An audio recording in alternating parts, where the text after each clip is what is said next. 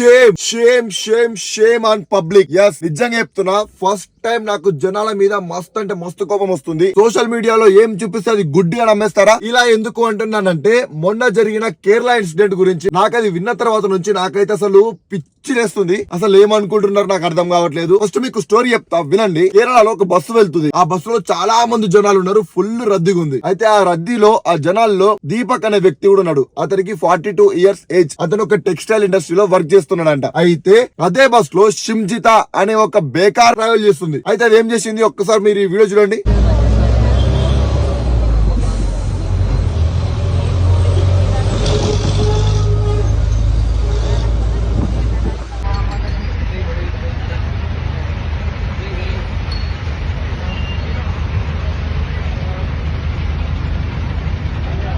బస్సులో వెళ్తున్న దీపక్ నాతో మిస్బిహేవ్ చేశాడు అని చెప్పి ఇన్స్టాగ్రామ్ లో రీల్ అప్లోడ్ చేసింది.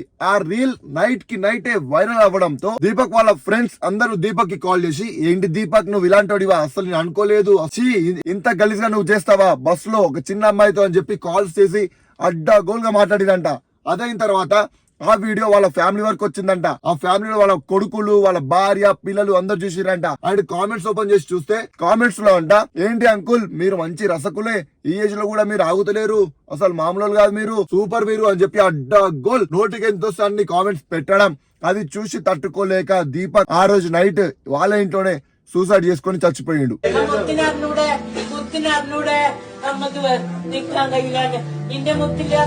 అసలు దీపక్ గారు, నాకు ఒక విషయం అర్థం కాలేదు. మీరు తప్పు చేయనప్పుడు మీరు చచ్చిపోవడం దేనికండి? ఈ జనాలకి భయపడి చచ్చిపోతారా? మీరు నిజంగా తప్పు చేయలేదు అనుకుంటే మీరు నిలబడి ఫైట్ చేయాలి. అరే ఓ నేనేం తప్పు చేయలేదురా నాయన, నేనెందుకు భయపడాలి, నేనెందుకు చచ్చిపోవాలి అని చెప్పి మీరు ఫైట్ చేయాలి. ఇప్పుడు మీరు చచ్చిపోయారు.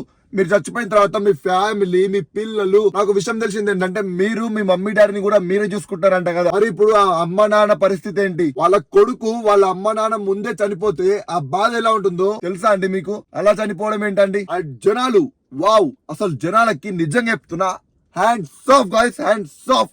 ఎందుకు అంటే మీలాంటి వాళ్ళు ఉంటే దేశం మస్తు అంటే మస్తు బాగుపడుతుంది.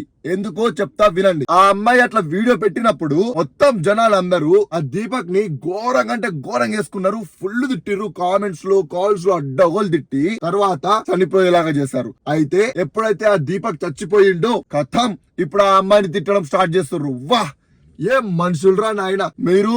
అప్పుడే ఆ వీడియో చూసి వీడియో క్లియర్ చూసి ఉంటే మీకు క్లియర్ గా అర్థమయ్యేది. అంకుల్ అసలు మీరు కావాలని టచ్ చేయలేదు, ఆ అమ్మాయి వ్యూస్ కోసం అని చెప్పి సెల్ఫీ వీడియో తీసుకొని కావడం మీద మీద పడుతుంది అని చెప్పి మీరు కామెంట్లు పెట్టుంటేనా ఈ రోజు ఆ దీపక్ అతను మనతో ఉండేవాడు, వాళ్ళ ఫ్యామిలీతో మంచి హ్యాపీగా ఉండేవాడు, వాళ్ళ కొడుకుని, వాళ్ళ అమ్మని, నాన్నని, భార్యని మంచిగా చూసుకునేవాడు. దీపక్ చనిపోవడానికి మెయిన్ రీజన్ ఆ అమ్మాయి కాదు, జనాల వల్లే చచ్చిపోయాడు. ఆ ఇన్సిడెంట్ అయిన తర్వాత నుంచి కేరళలో అబ్బాయిలు బస్ లో ఎలా వెళ్తున్నారు, ఇన్ఫ్లుయెన్సర్ నీ అమ్మ దీపక్ అనే అతను నిజంగా నీకు ఇబ్బంది పెట్టి ఉంటే నువ్వు వీడియో తీసి చక్కగా పోలీస్ స్టేషన్ కి వెళ్లి పోలీస్ వాళ్ళకి చూపించాలి కదా. వీడియో చూపించి కేసు పెట్టాలని మీద. లేకపోతే అదే బస్ లో అంతమంది జనాలు ఉన్నారు కదా, అప్పటికప్పుడే జనాలకి చెప్పి ఇతను నాతో మిస్బిహేవ్ చేస్తున్నాడు చెప్తే అప్పటికప్పుడే వాళ్ళు యాక్షన్ తీసుకునే వాళ్ళు కదా.